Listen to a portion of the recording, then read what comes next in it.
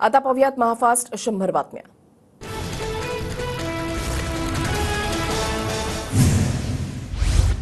विधान परिषद निवडणुकीसाठी सत्ताधारी आणि विरोधकांचंही हॉटेल पॉलिटिक्स। भाजप, शिंदेंची शिवसेना, ठाकरेंची शिवसेना आणि राष्ट्रवादी अजित पवार गटाचे आमदार हॉटेलमध्ये।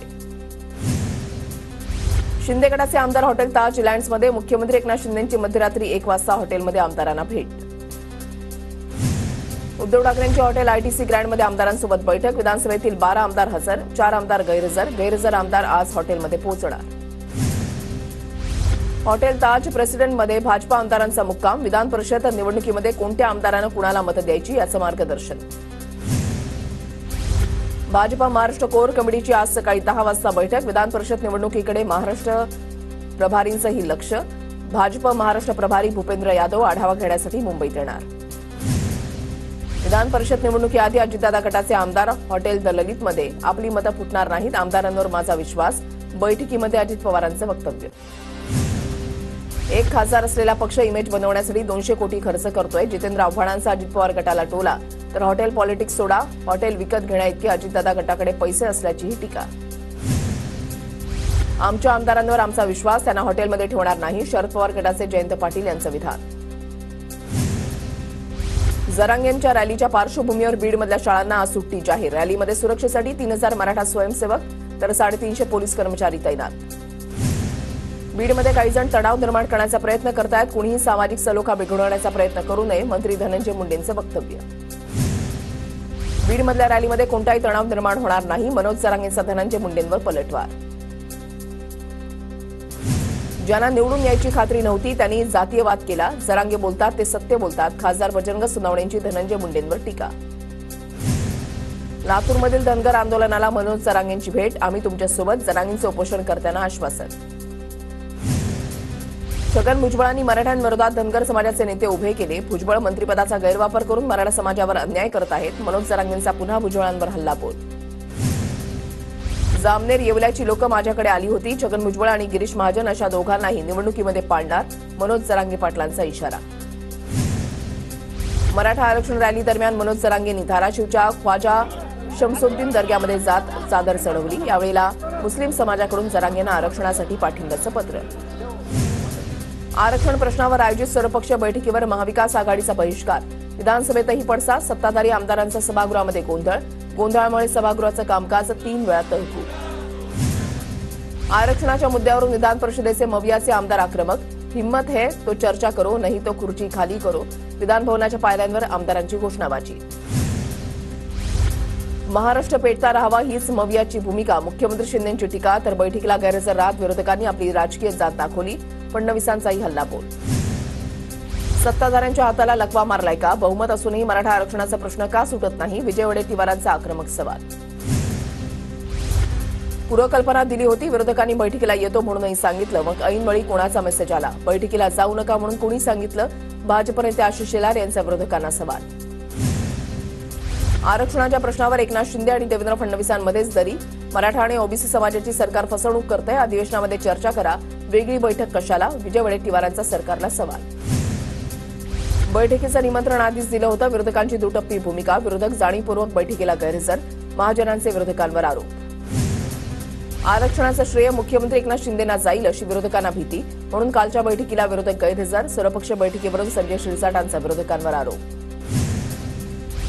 मराठा आणि ओबीसी समाजाच्या गुडघ्याला गूळ लावण्याचं काम केलं, जितेंद्र आव्हाडांचा गोपीचंद पडळकर यांच्यावर निशाणा।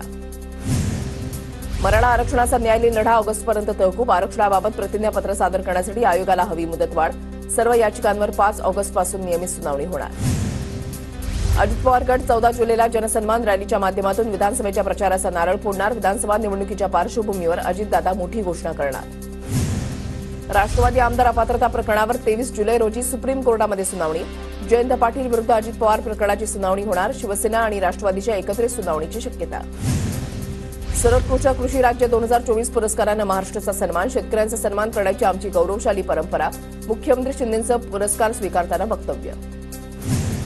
वरळी हिटेंद्रन प्रकरणी आरोपी मिहिर शहाला 16 तारखेपर्यंत पोलीस कोठडी, शिवडी कोर्टाचा निर्णय, गाडी मीच चालवत असल्याचा मिहिरचा पोलिसात जबाब, त्याची आई आणि बहिणीसह 12 जणांना विरारमधून अटक। वरळी हिट अँड रन प्रकरणानंतर राजेश शहांची शिवसेना उपनेतेपदावरून हकालपट्टी. Rajesh Shah hit and run प्रकरणातील आरोपी मिहीरचे वडील. दोषी कुणी असो, कुणाच्याही जवळचा असो, त्याला सोडणार नाही, कठोर कारवाई होणार. वरळी अपघातावर मुख्यमंत्री शिंदेंची ग्वाही.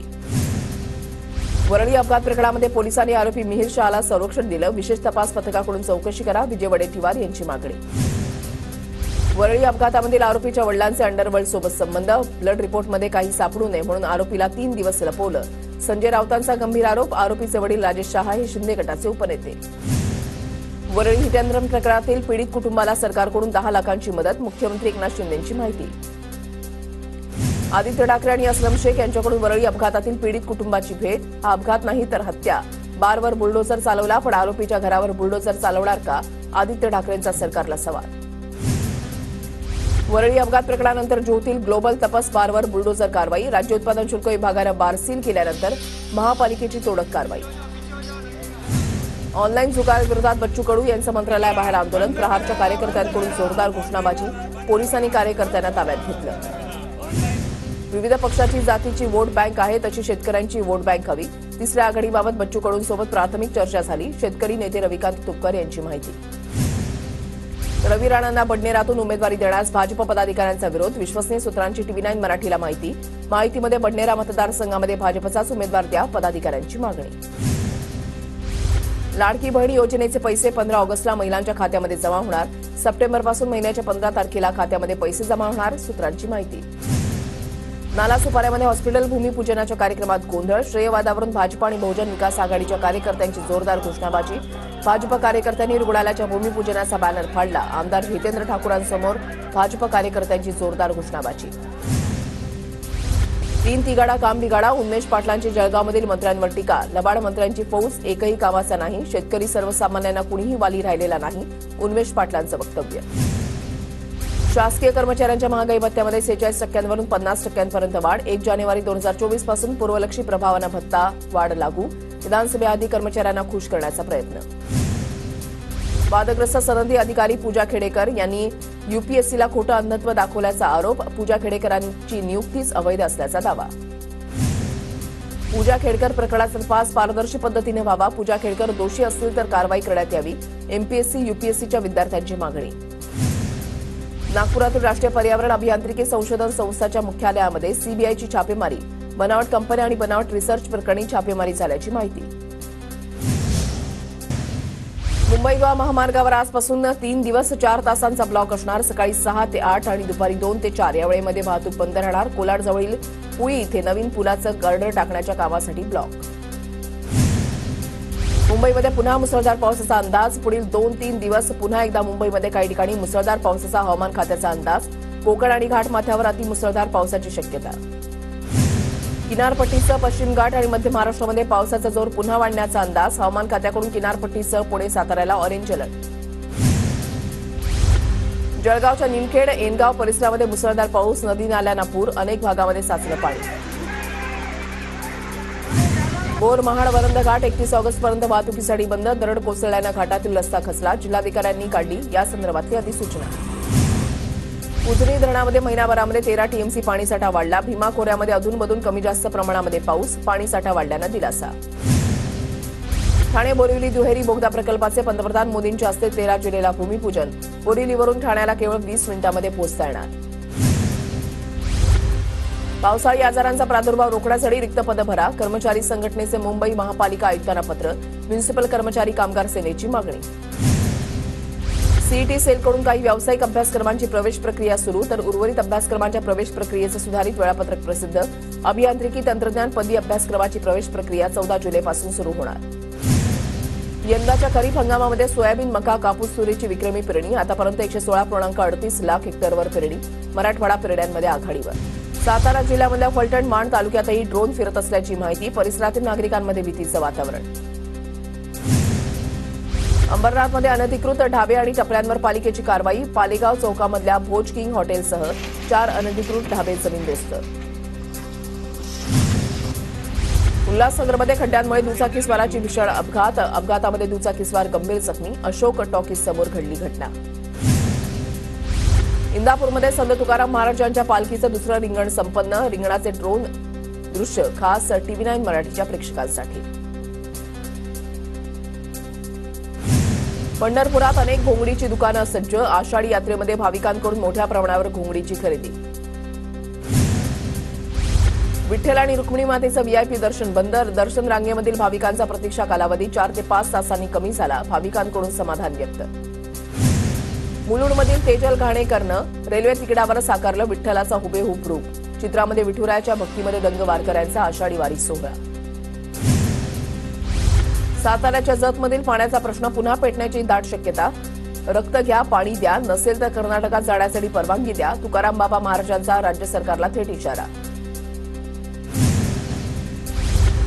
धुळे शहरामध्ये वृक्षारोपणासाठी महापालिकेला 1.5 लाख रोप प्राप्त. रोपं वाटण्याचं काम सुरू. धुळ्याच्या शिरपूर तालुक्यामध्ये 62,132 हेक्टरवर पेरण्या पूर्ण. शेतकऱ्यांचा यंदा मका कपाशीकडे ओढा. नंदुरबारमध्ये माझी लाडकी बहीण योजनेचा अर्ज मोबाईल ॲपवर भरण्याचं काम सुरू. अद्यापही वेबसाईट सुरू न झाल्यानं अर्ज भरण्याचं काम धीम्या गतीनं सुरू. बंजारा समाजाच्या 5,000 दांड्या वस्त्यांना महसुली दर्जा देण्याची घोषणा. मात्र 6 महिन्यांपासून कोणतेही काम नाही. बंजारा समाज 1 दिवसाचं चूल बंद आंदोलन करणार.